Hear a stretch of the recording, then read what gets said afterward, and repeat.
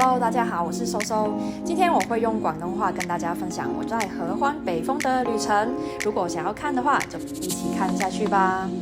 最近天氣太好啦，所以忍唔住衝一波合歡山。就係呢條斜路，每次經過嘅時候都好似換咗一幅畫咁啊！一開始就係陡上啦，真係喘到咧火燒心咁樣，每一步咧都同自己嘅意志不合。但係關關難過關關過啊！呼吸咧其實都會慢慢穩定落嚟，腳步咧都揾翻節奏，咁咧就按住自己嘅 step 慢慢行就可以噶啦。山係唔會變矮嘅，即係你會變得更強。有冇人都好似我咁走到厭晒啊？事實係每次抬頭嘅時候都會發現比啱啱嘅自己更加靠近天空，光灑落喺沙漠上面，每一條線都係上帝嘅筆觸。山靜而不語，但係就會俾人聽到自己嘅心跳同埋呼吸聲。遠方嘅雲海緩緩地翻滾着，彷彿帶着我的呼吸更靠近久違的平靜。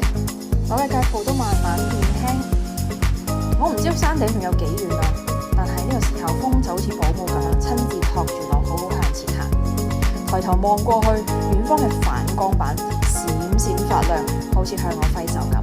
原來堅持嘅真正目的唔係為咗到達三角點，而係為咗讓你瞓喺山頂嘅時候，可以享受一望無際嘅天空。雲喺腳下翻滾，太陽喺對面閃爍。好快，我哋要準備落山啦！我又記起嗰段令人喘晒氣嘅斜路啊，但係佢好似俾雲海捲走咗。而家剩翻嘅就係我心裏面嘅安穩。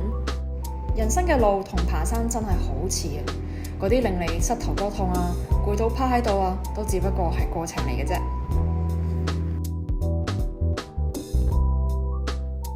就好似嗰段令我曾經行到喘晒氣嘅路，而家行翻轉頭，咪又係靚到令我唔捨得走。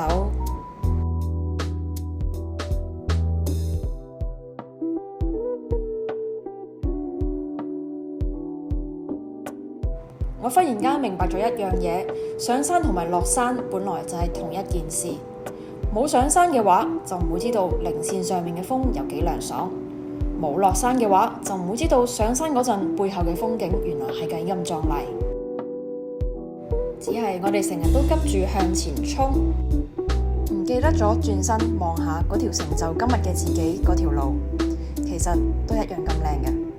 以前跌倒教識我點樣企返起身，以前傷心教識我點樣保護自己，以前流嘅眼淚教識我點樣正確發洩情緒，以前嘅失戀教識我點樣揾到共度餘生嘅人，以前面對嘅死亡將來都會教識我點樣珍惜同家人朋友相處嘅時光。